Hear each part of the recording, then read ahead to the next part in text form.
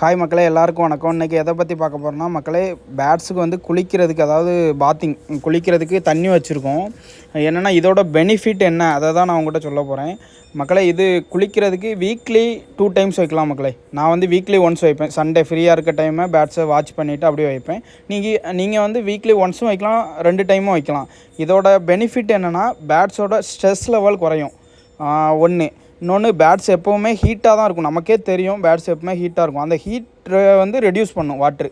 அதனால் கண்டிப்பாக மக்களை நீங்கள் கேஜ் ப்ரீடிங் பண்ணாலும் சரி, எப்படி ப்ரீட் பண்ணாலும் சரி, பேட்ஸை வந்து நீங்கள் கண்டிப்பாக அதை குளிக்க வைங்க.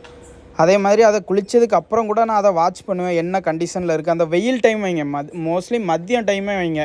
1 to 2 இல்லைனா 12 to 1 அந்த டைம்லேயே வைங்க. நல்லா குளிச்சுட்டு அது நல்லா ரெஸ்ட் எடுக்கும். அந்த மாதிரி வீக்லி ஒன்ஸ் பண்ணிக்கோங்க. அதே மாதிரி மக்களே, உங்கள்கிட்ட முக்கியமான விஷயம் ஷேர் பண்ணணும்னு நினைக்கிறேன். நம்ம வந்து ரேசிங் ஹோமர் வந்து ஃபுல்லாக சேல் பண்ணிகிட்ருக்கோம். உங்களுக்கே தெரியும்.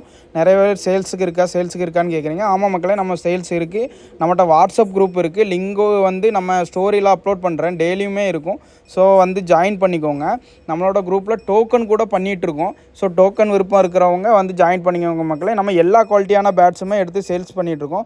இதை பாருங்கள் மக்களே, பேட்ஸு குளிச்சதுக்கப்புறம் லாஸ்ட் அந்த வாட்டரை நம்ம பார்த்தாலே தெரியும், அதோட அந்த பவுட்ரு கோட்டிங், இதுதான் குட் குவாலிட்டி. ஓகே மக்களே, தேங்க்ஸ் ஃபார் வாட்சிங்.